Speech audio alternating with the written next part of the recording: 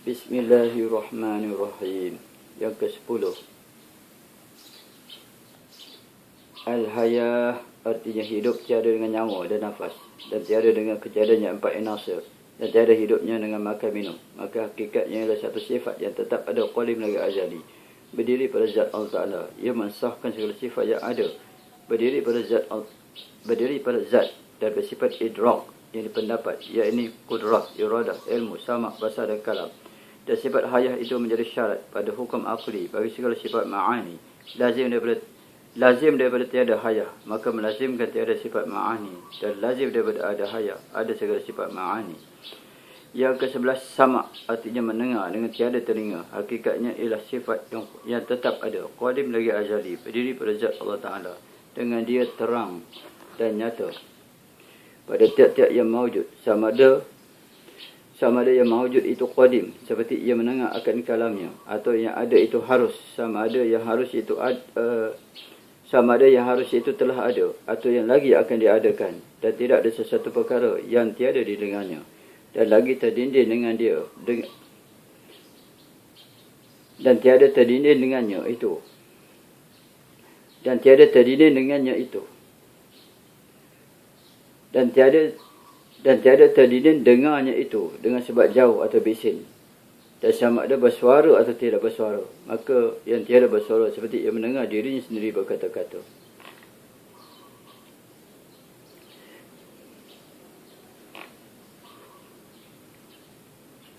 Yang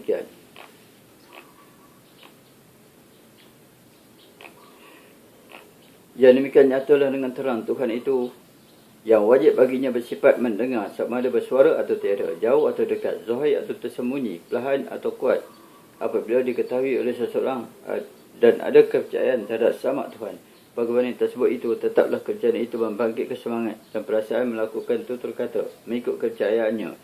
Maka terjauhlah manusia itu daripada memperlakukan atau menggunakan mulutnya daripada perkara-perkara yang menyalahi undang-undang syar'i, supaya berbetulan amalannya dengan kepercayaan yang dinamakan sebenar-benar iman.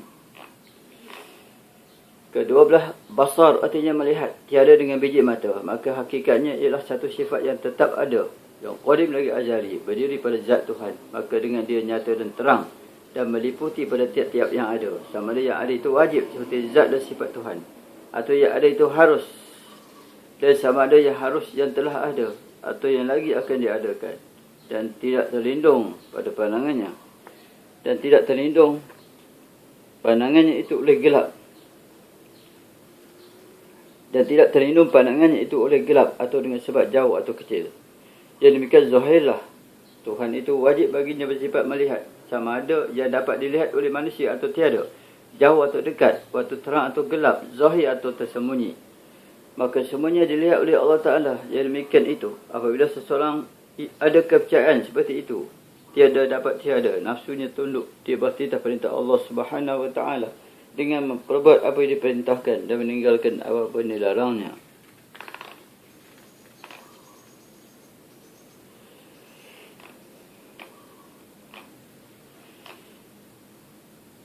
Kerana ia percaya kepada Tuhan ada melihat dia, tak kala itu bangkitlah semangatnya, tiada berani membuat kesalahan. Seperti mencuri, sekalipun tidak dilihat oleh manusia. Yang demikian dikenaki seorang beriman kepada sifat Tuhan.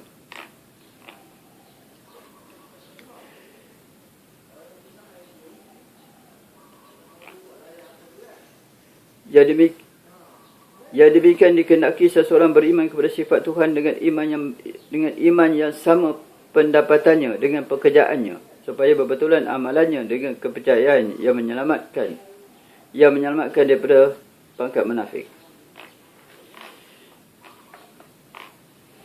Yang ke-13, kalam artinya berkata-kata Tuhan tidak dengan bermulut.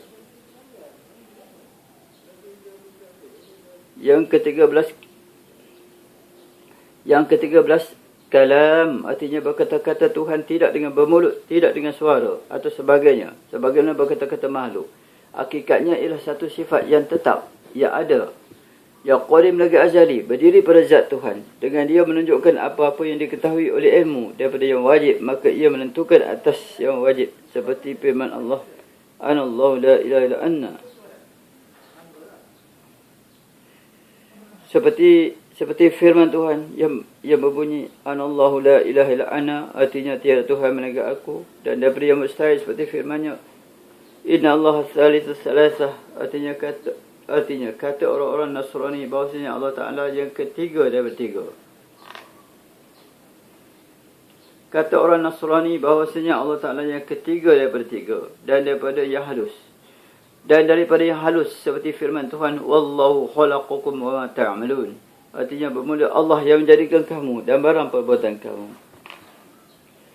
Maka kalam Allah Taala itu satu sifat jua tiada berbilang, tetapi ia berbagai-bagai apabila dipandang dari segi perkara yang dikatakan, iaitu jika ia menunjukkan kepada suruh dinamakan amr,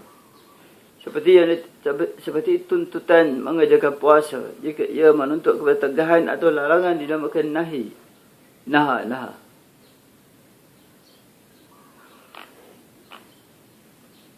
Nahyun, ya.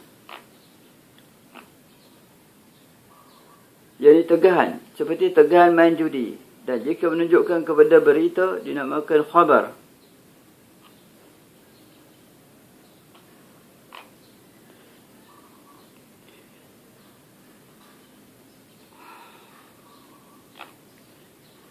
Seperti tegahan main judi. Dan jika menunjukkan kepada berita dinamakan khabar, iaitu cerita. Seperti riwayat Fir'aun memperbuat bagian-bagian.